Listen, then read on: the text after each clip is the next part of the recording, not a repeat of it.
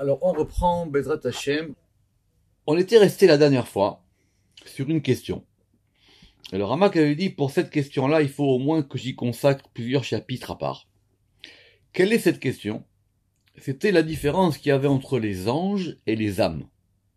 Parce que si vous en rappelez, dans les palais, au moins dans le dernier palais, celui le plus haut que Kodashim, il n'y a plus d'anges, il n'y a que des âmes. Donc, et d'autant plus que nous on avait dit que tout ça se passait dans le monde de la Yetzira, qui est le monde des anges. Donc il faut que maintenant, le Ramak va maintenant consacrer du temps à ça, qu'on sache exactement c'est quoi un ange, et qu'on sache comment c'est composé, et quelle est la théorie des anges. Alors cette théorie des anges, elle fait partie d'un sujet dans la Kabbalah qui s'appelle l'angéologie. Ce sujet-là de l'angéologie, il y a des dictionnaires d'anges. Le Ramak, il a écrit un livre entier qui s'appelle Drush Leinyane à Malachim. Et ici, dans le Pardes, il va nous faire quand même une synthèse assez générale et précise, évidemment. Donc l'objectif de ce chapitre, c'est maintenant de cogiter et de s'intéresser au sujet des anges. Etev, de façon bien. Et pour quelle raison est-ce que les âmes sont supérieures aux anges? C'était la question qu'on avait eue la dernière fois à la fin du chapitre 8. Pardon, à la fin du chapitre 9.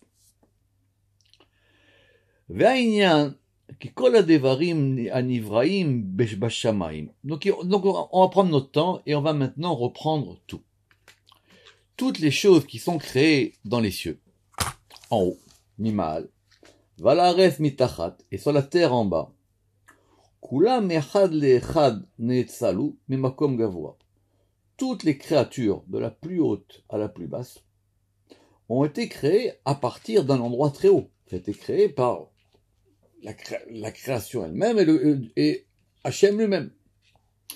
Velachen ayu nizarim achasidim, et c'est pour ça que les gens qui étaient pieux, ils faisaient très attention, shelo lesaper begnut shum echad ben manivrim, de ne pas dire du mal d'aucune créature.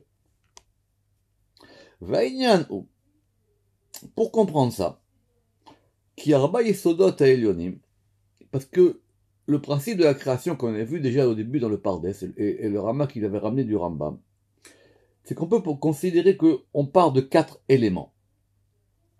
Alors, les 4 éléments sont lesquels? Gedula, le Chesed, il est Yisod Amaim, il correspond à l'élément ou au fondement de l'eau. Gevura, la Gevura, elle est Yisod Haesh, elle correspond au feu. Tiferet, Yesod Aruar, et Tiferet, il correspond au vent. Et Malchut, elle correspond à la poussière ou à la terre. On a déjà parlé plusieurs fois dans le Pardes des éléments. Et en plus, après des caractéristiques, vous savez que les éléments, ils peuvent être chauds, froids, humides et secs. Et comment est-ce que tout ça pouvait se coordonner et se composer entre eux?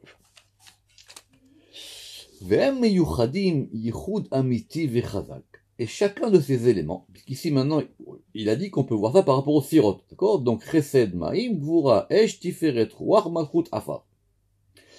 Et effectivement, ils correspondent chacun à une unité qui est parfaite et forte.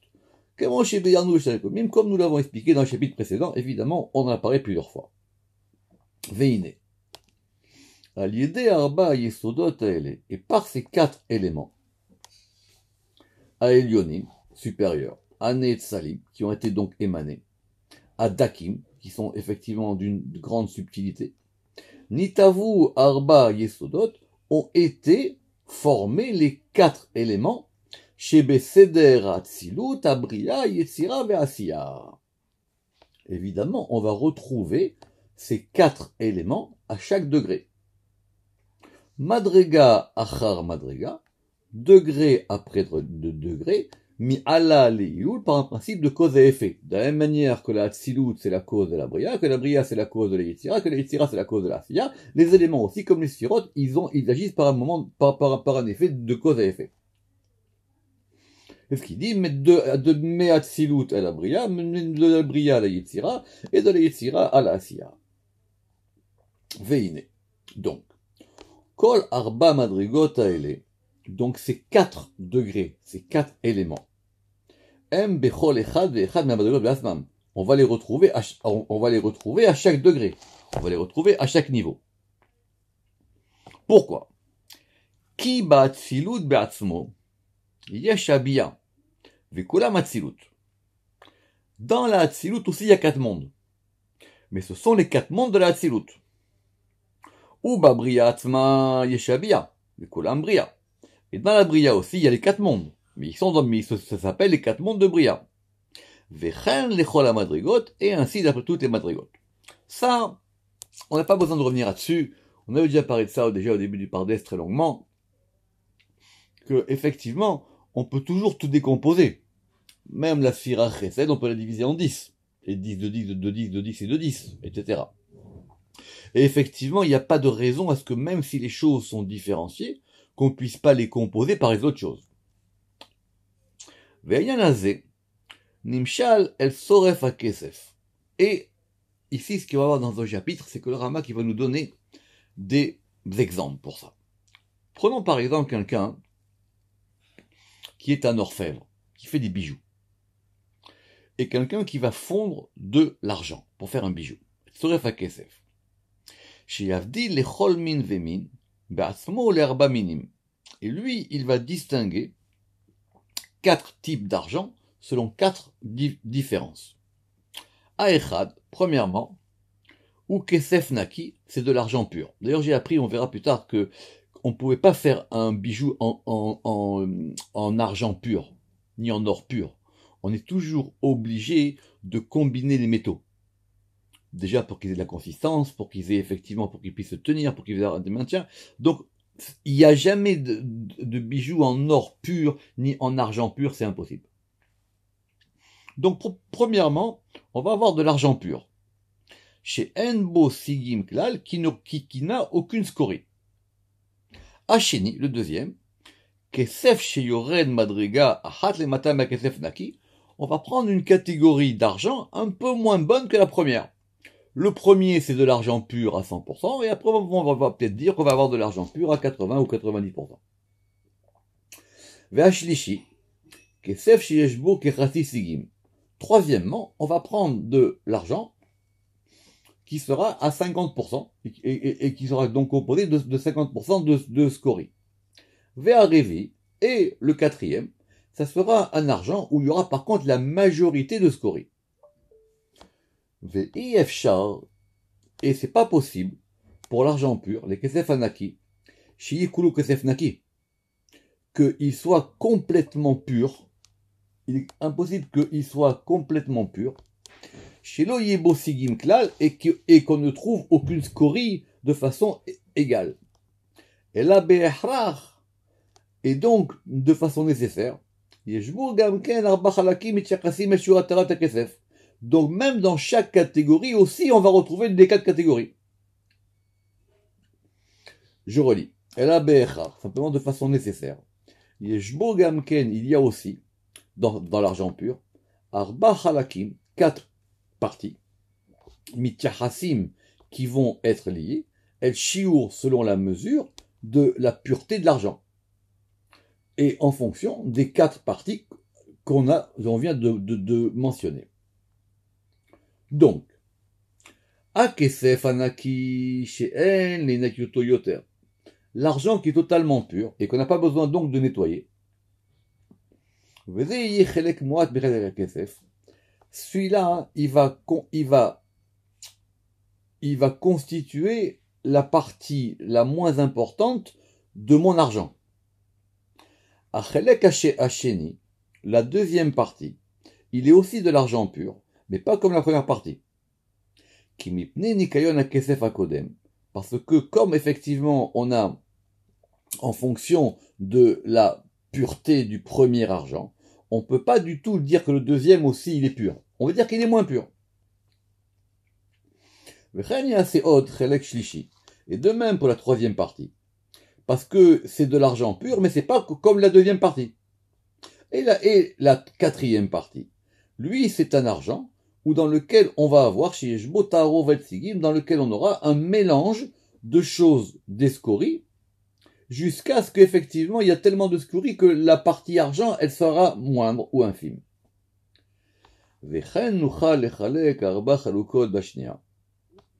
Et on peut aussi effectivement rediviser en quatre la deuxième partie, et la troisième partie, et aussi la quatrième partie. Il en est de même dans les quatre mondes. Chaque monde est composé des quatre autres. Où il veut en venir? Il veut en venir à un truc très simple qu'on a dit au début du Pardes, qui ramène au nom du Rambam, même si effectivement on va considérer qu'il y a quatre éléments selon la théorie de la philosophie du Moyen-Âge. La création, c'est toujours quelque chose qui est composé de quatre. Donc même l'eau, elle est composée aussi un peu de feu et de terre, et de vent. Qu'on parle, nous, on parle des éléments physiques. Donc chaque chose créée, elle est toujours composée de quatre. Simplement, ça sera les proportions, la qualité et la quantité qui fera qu'effectivement, on pourra distinguer entre le verre et le livre. Ou entre le verre et la lumière et l'ampoule et le cendrier et le téléphone. Alors, qui Asiya Sheba Atzilut, parce que le dernier degré de la Atzilut, qui est donc la Asiya, il est Roche, les Atzilut Sheba Bria, il est le début de la Atzilut qui est dans Bria. Le Harizal, il va reprendre exactement ça, mais avec d'autres termes. En termes de Sphirot, c'est très facile. On va dire que Malchut de Atzilut, elle correspond, que Malchut de Atzilut, elle va correspondre à Keter de Bria. Ici, c'est exactement pareil. Je relis. Asiya Sheba Atzilut, c'est-à-dire le dernier des mondes qui est dans Atzilut, il est la tête du premier des mondes qui est dans Bria. C'est facile. Le dernier des degrés, d'un degré, il correspond au premier des degrés de celui qui est en dessous. Parce que quand vous allez remonter, le Rizal il explique ça très très bien dans Shara Kavanot, parce que quand vous allez remonter, quand vous arrivez au degré de Keter d'une chose, vous dites que vous êtes arrivé au degré le plus haut. Oui, mais c'est ce degré le plus haut. C'est le degré le plus bas du degré dessus. C'est comme ça dans la vie. Et si vous avez été toute votre vie professeur, que vous voulez devenir grand professeur, vous allez commencer par devenir le dernier des grands professeurs. C'est comme ça. Et la Asiya qui est dans la Bria, donc le dernier degré qui est dans la Bria, il correspond à Roche la Atzilut, il correspond à la tête de la Atzilut qui est dans Yetzira. Et la Asiya qui est dans la Yetzira, et la Asiya, le dernier degré, le dernier monde qui est dans la Yetzira, il correspond, Roche la Atzilut, Sheba Asiya, il va correspondre à la tête de Atzilut qui est dans la Asiya. Vous reverrez ça, c'est très facile. Et donc, selon cet enchaînement, c'est ça qu'on appelle la Ishtalshelut, selon l'enchaînement de tous ces degrés, Madrigot Telu, Nishtalshelu Kololamot, c'est ainsi qu'ont été constitués tous les mondes.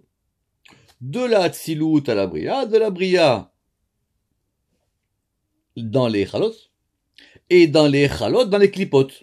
Parce que les Chalot, elles sont dans la Yetzira. Donc vous avez déjà la Hatzilut qui a donné la Bria, de la Bria dans le monde des palais qui est la Yetzira, et du monde des palais qui s'appelle la Yetzira, au monde des Klipot qui s'appelle la Asiya.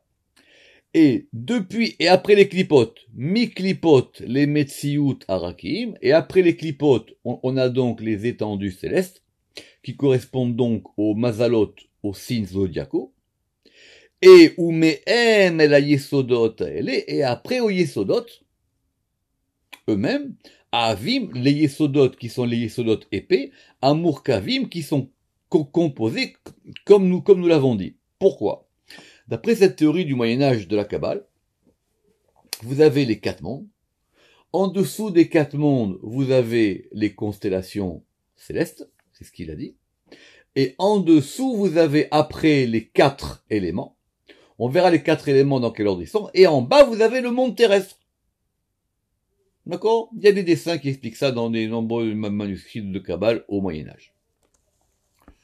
Donc, Ve'ine. Nimsa ki Atzilut Shoresh et la Bria. Donc, la racine de la Bria, elle est dans Hatzilut. Et la Bria, elle est elle-même la racine de la Yetzira. Ve Bria, Shoresh et la Yetzira. Et la Yetzira, elle est aussi la racine de la Asiya. Et donc, nous qui sommes beaucoup plus bas, nous on est après les 4 mondes.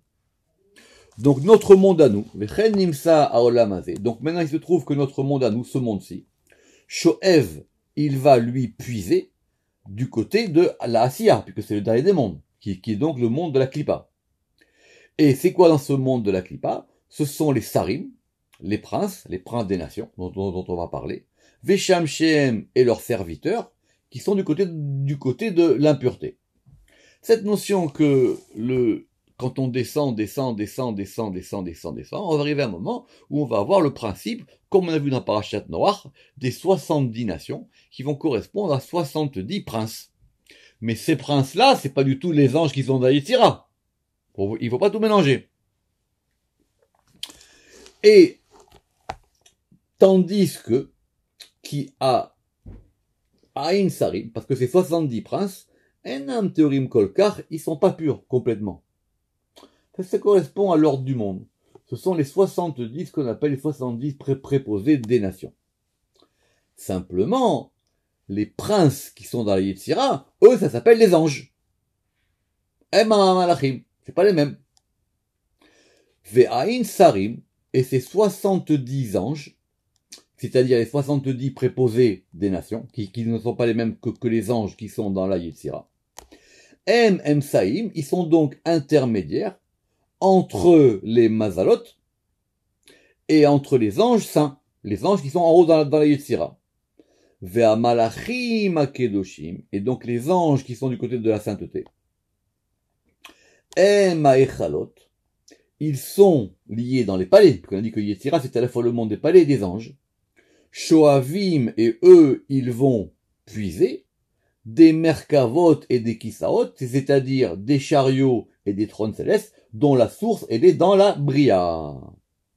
Et les kisaot et les trônes divins, ils puisent, eux, des sphirotes qui sont dans la Tzilut. Et les sphirotes elles-mêmes, elles puisent du Ensof. Et le Ensof, il est mitpachet, il va se déployer, et il va donner la vie, ou mehaye otam, et il va donner la vie à tout. Donc effectivement, ça passe. L'influx passe. Donc il y a le Ensof qui donne son influx, et cet influx, après, il va faire les 4 mois. En gros, ici, il est très gentil avec nous. Il nous refait un résumé élargi de Charabia. Nimsa les fisé. Donc on trouve, d'après tout cela, que ces 4 degrés, qui arba ele, arba yesodot, donc ça va correspondre à nos 4 yesodot, qui sont dans les rakim. Parce que les yesodot, eux, ils sont pas ni dans Hatzilut, ni dans Bria, ni dans Yetzira, ni dans Asiya. Ils sont où les yesodot? Ils sont dans les rakim. Ils sont dans les étendues célestes. Imeyot Sephirim, bien qu'effectivement, ils soient, Sephirim, ça veut dire, ils soient séphirotiques, comme ça on va dire. Ve'arba yesodot, et les 4 principes des Rekim, ils sont eux-mêmes dans la Yetzira.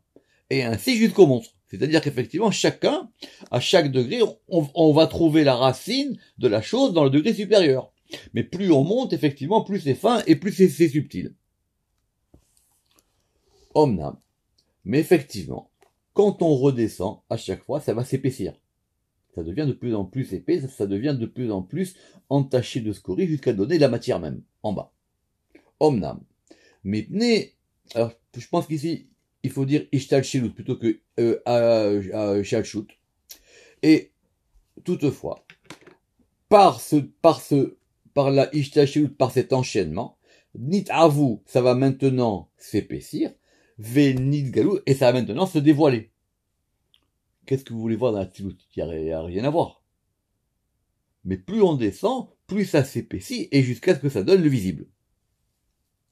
Ki kefi rechukim mimekoram, parce que plus c'est éloigné de la source, ken nitavu, donc plus ça s'épaissit, venit galou, et plus ça se dévoile. C'est normal. plus c'est dans la source, plus c'est proche de la lumière, et plus la chose maintenant elle va se détacher, plus effectivement elle va devenir visible, grossière et matérielle.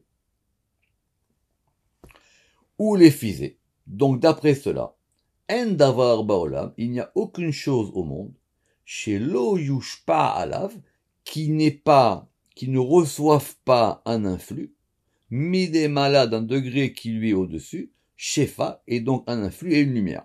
La lumière est diffuse partout. C'est clair? On avait déjà vu, rappelez-vous l'histoire dans Sha'ar Gvanim, l'histoire de la lumière, et à chaque fois, c'est comme s'il y avait des filtres. Donc c'est pour ça qu'on voit un coup rouge et bleu. Mais c'est la même lumière. C'est simplement le filtre qui va faire que la lumière va changer de couleur. Tout ça, c'est un sujet qui revient souvent dans le Pardes. Simplement, et là, chez Hashefaou, maintenant c'est un flux, Kefire Redato, en fonction de sa descente. Mais Achuraim Shem Panim Lishara Madrigot, du côté extérieur, qui va être le côté de la face par rapport aux autres degrés. Le Rizal, il dira pareil. Le degré, alors évidemment, le degré de la face, il est toujours mieux que le degré de l'extérieur. Mais le degré de la face d'un élément, il correspond au degré extérieur du degré qui est supérieur. Et là, et donc à chaque fois, effectivement, ça va s'épaissir et ça va se dévoiler. Et donc ça va se matérialiser. Mi madriga les madriga, de degré en degré. Kefi araoui, et en fonction de ce qu'il a besoin, elle a chomer à akouravé jusqu'à devenir à cette matière qui est une matière, j'allais dire akour, ça veut dire comme on a dit les eaux akourim, c'est-à-dire ce sont des eaux troubles, des eaux qui sont entachées, comme on avait dit l'or, l'argent plus haut qui avait des scories, c'est une matière qui a des scories en elle. Ad, jusqu'à, chez l'otimsa baolamazé, jusqu'à ce que tu trouves que dans ce monde-ci, il n'y a aucune chose d'avar, chez l'oyiyebo, il n'y a dans ce monde-ci aucune chose qui n'ait en elle, enfin, il n'y a aucune chose, toutes les choses, alors, on va dire comme ça, toutes les choses, elles ont en elles un souffle vital. Elles reçoivent toute cette lumière. Mais chacune à un degré différent. Donc chacune, elle en reçoit un petit peu, en fonction de sa corporéité, et en fonction de ce qu'elle est. Les filles à madrigot, et effectivement, tout ça va dépendre de son degré de proximité ou d'éloignement de la source. Évidemment, il y a une différence entre un moustique et un mètre. Veine. Et maintenant, si maintenant on refait le même mouvement de haut, de bas en haut. Veine.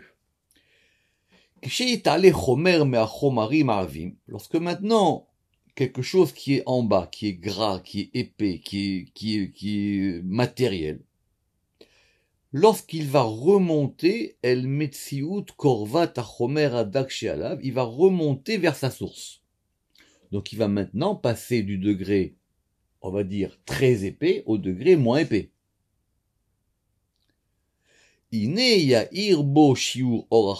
donc il va recevoir une lumière en fonction de la mesure de la lumière qui lui est supérieure.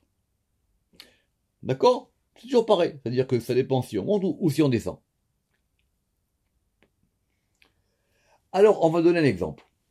Machal, et c'est un exemple très intéressant. El Hashashit Gedola Doleket Be'emsa Abira. Imaginons que vous avez une grande ville. Et au milieu de la ville, on va faire un grand feu. D'accord? On va mettre comme si vous avez un grand feu ou un phare, en tout cas une grande source de lumière au milieu de la ville.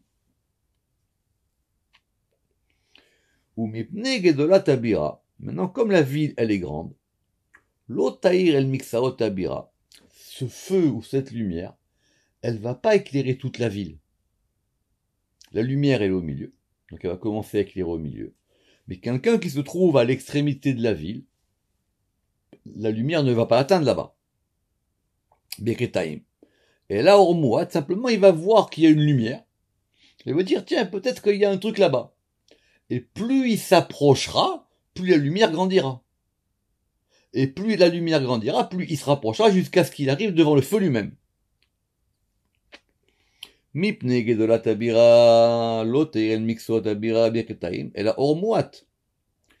Ad, shelo yakir adam et ravero. Simplement, cette lumière-là, pour celui qui est à l'extrémité de la ville, il reçoit une petite lumière, mais il est encore dans l'obscurité. Il peut pas voir son copain. Il peut pas voir son ami. C'est-à-dire, c'est pas suffisant pour qu'il puisse distinguer les choses. Il y a une lumière, oui, mais c'est pas assez pour qu'il puisse voir. Vekolzman, shitkarev adam el hashishit yair. Et donc maintenant, plus l'homme il va se rapprocher de cette source de lumière, la lumière deviendra plus grande. Yair ora yoter, nae vechazak.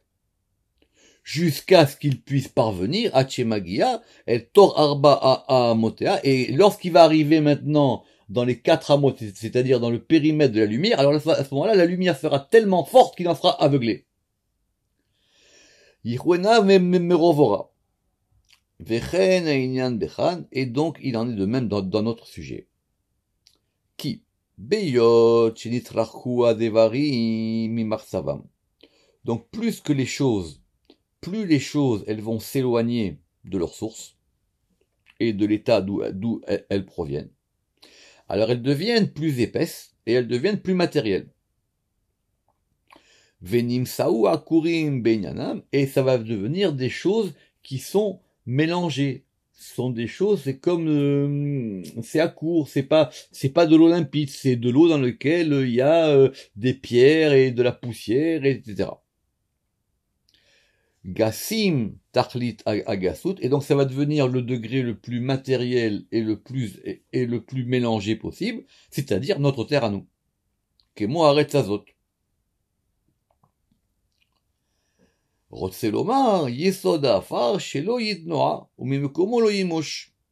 Alors, donc nous, on va arriver dans notre terre. Notre terre, c'est quoi son principe à elle? C'est le principe de la terre. Donc elle provient du Yesod Afar. Maintenant, le Yesod Afar, c'est quoi? La terre, c'est quoi la terre? La terre, c'est quelque chose qui est immobile, ça bouge pas. Mashen kel bamaim. Alors que l'eau, non. L'eau, ça bouge. Mipne, parce que She'afar acharon bamadriga, parce que Afar, c'est le dernier des degrés. Donc les 4 yesodot, on va les mettre comme ça.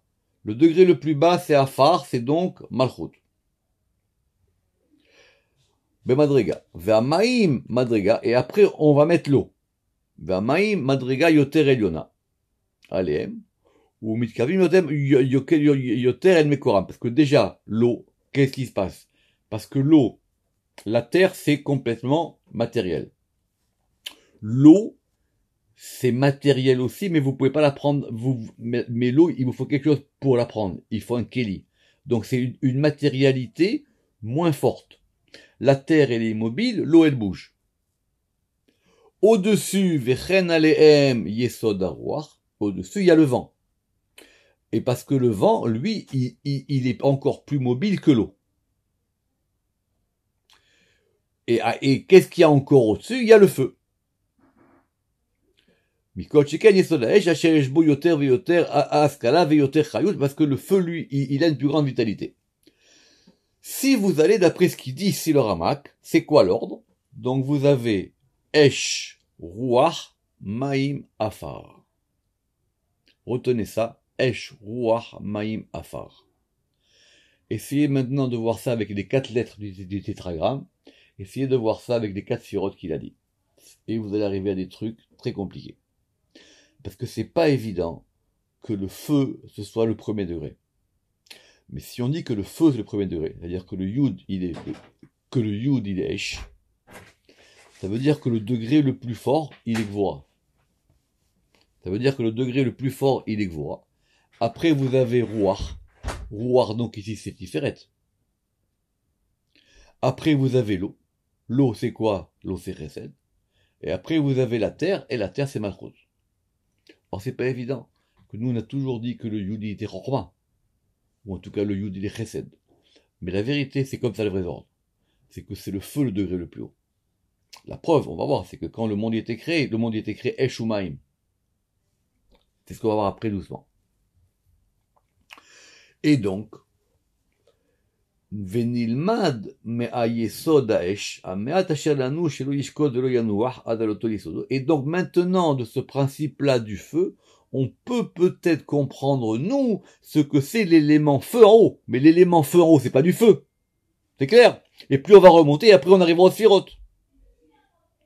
Donc il faut pas tout mélanger. Donc même cette théorie des éléments, on va considérer quand même qu'il y a l'idée de l'élément et l'élément lui-même. Iné, afilou ayesodot. Et donc maintenant, même ces fondements ou ces principes-là, shem golmim metim, qui sont a priori comme étant des éléments morts. Ils n'ont pas de vie. L'eau, elle a de la vie parce qu'il y a du courant, mais s'il n'y a pas de courant, l'eau, ça bouge pas, ça parle pas, c'est mort. Ce sont des éléments qui n'ont pas de vie, qui n'ont pas de vitalité. L'Ichora. Yesh ba'em ma'ala, kol echad al chavero. Simplement, chacun, on peut le distinguer par rapport à l'autre. Il y a plus de vie dans l'eau que dans la terre. Il y a plus de vie dans le vent que dans l'eau. Ma'ale kol echad al chavero kefi shiur or achayut ha'elyon, parce que ça va dépendre effectivement de la lumière qu'il va recevoir d'en haut et qui va être influée sur lui. Vechen seder aliyat amurkavim ze al ze. Et de même, en ce qui va concerner les choses composées. Et c'est comme ça que dans la philosophie du Moyen-Âge, on a distingué les êtres vivants. Donc, ce qu'on appelle ce qu'on appelle le minéral, c'est ce qu'on appelle le domème. C'est quoi domème? Ça veut dire il se tait. C'est muet.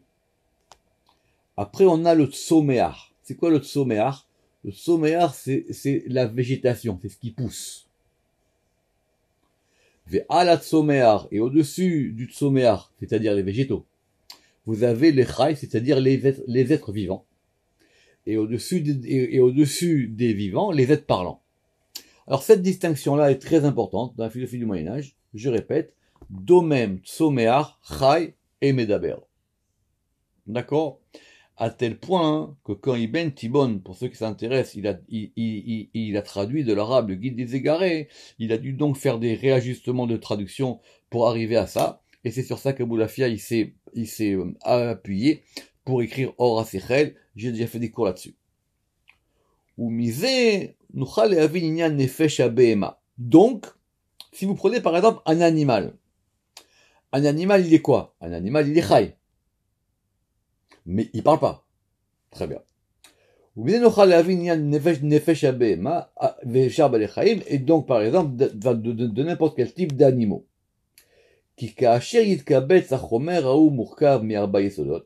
Maintenant, cet animal, lui aussi, il est composé des 4 éléments, puisque les 4 éléments, on les trouve dans toute la création. Et que donc maintenant, ça va faire une créature. Donc maintenant, c'est quoi un animal? C'est une composition de ces 4 éléments qui va former un animal.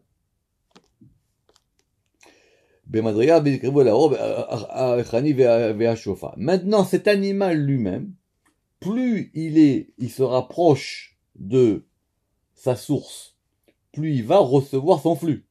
La preuve, c'est que s'il ne reçoit plus ça, il meurt. Les animaux aussi, ils meurent. Et donc cette lumière qu'il va recevoir, ça va s'appeler quoi? Ça va s'appeler son âme.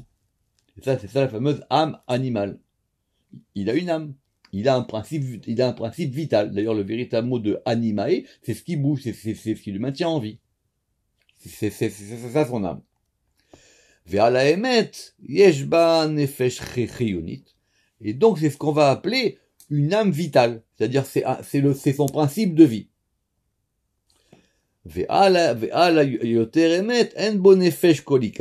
Mais maintenant, est-ce qu'on peut vraiment appeler ça une âme?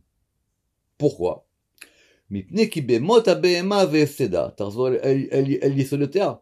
Parce qu'une fois que l'animal, il meurt, son âme, elle devient quoi? Ve'tarzor, elle est sur le terrain. Donc l'animal, lui, comme tout être vivant, il va redevenir terre. D'accord? Vous rappelez-vous bon, on verra plus tard cette histoire de la Fatachou. Donc, on revient tous à la poussière.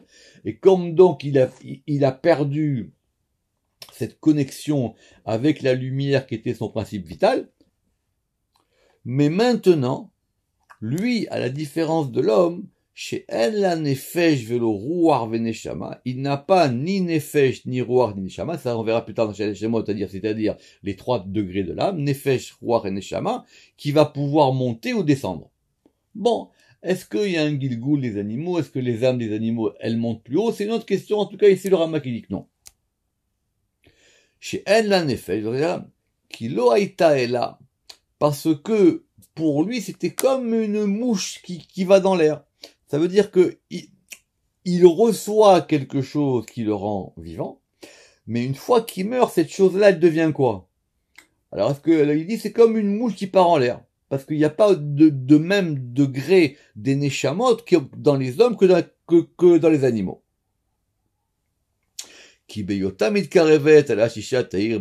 Parce que on revient à notre exemple, parce que quand c'est cette personne qui est à l'extrémité du village, plus elle va se rapprocher du centre du village, plus elle va avoir plus de lumière. Et donc maintenant, la lumière qu'elle va recevoir de cette source à l'intérieur du village, c'est ça qu'on appelle sa vie. Autrement dit, tout le monde reçoit le même influx. On reçoit tous un influx qui provient d'une source commune. Maintenant, après, il y en a qui en prennent plus que moi.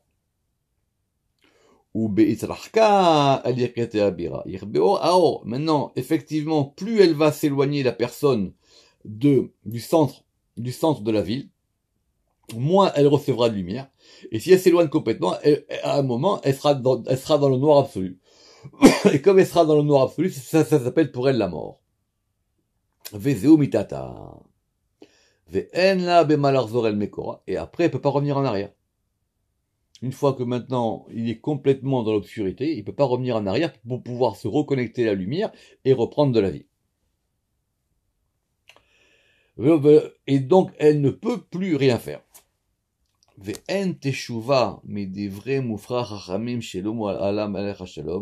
on ne peut pas trouver mieux que le roi Salomon pour nous expliquer ces choses-là. Le roi Salomon, il a dit dans Kohelet, Mi yodea ruach bene adam. Qui est-ce qui connaît le souffle ou l'esprit des hommes? Aola qui monte. I les maala en haut. Veruach habehema est le souffle de l'animal. A yoredet i qui descend, les mata en bas dans la terre. Qui adraba. Or ce verset, il vient justement nous expliquer ça. Qui besod a gilgul. Parce qu'en ce qui concerne l'homme, quand l'homme y meurt, son âme, elle va partir en Gilgoul. Ça veut dire quoi en Gilgoul? Ça veut dire qu'elle va partir en cycle, ou elle va partir en cycle, ouais, c'est un cycle. En cycle, on va dire. L'âme, elle va partir en cycle. Et donc, là, elle monte en haut. Om l'âme, kacheren la inyanaou, y aurait d'être les matins. Mais lorsque maintenant, elle n'a pas ce degré de Gilgoul, alors qu'est-ce qu'elle fait? Elle descend en bas, les Afseda, et elle va être perdue, et elle va être absorbée par l'élément terre. Ça s'appelle la mort. Vaïnou chez Iyoredet les matins, ça veut dire qu'elle descend en bas, dans la terre. Et donc elle va être complètement éloignée et distante de sa racine, et elle va revenir à son principe de Yesod. Donc, les Yesodot, c'est ce qui compose toute la matière, mais les Yesodot, ils sont traversés par un degré plus haut qui s'appelle une lumière, et c'est la lumière qui va leur accorder les degrés de vitalité. Et chaque degré de vitalité est différent. Maintenant, quand cette lumière-là, elle disparaît, alors la chose, elle revient à son élément. Le Rama qui va expliquer à propos des anges, puisque ça va être notre sujet.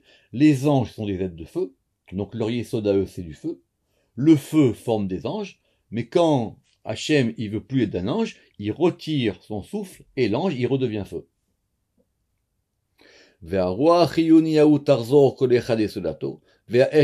Et donc maintenant la chose elle va revenir à son élément, comme il se doit. On fera la suite la prochaine fois. Baruch Adonai Le'olam. Amen ve Amen.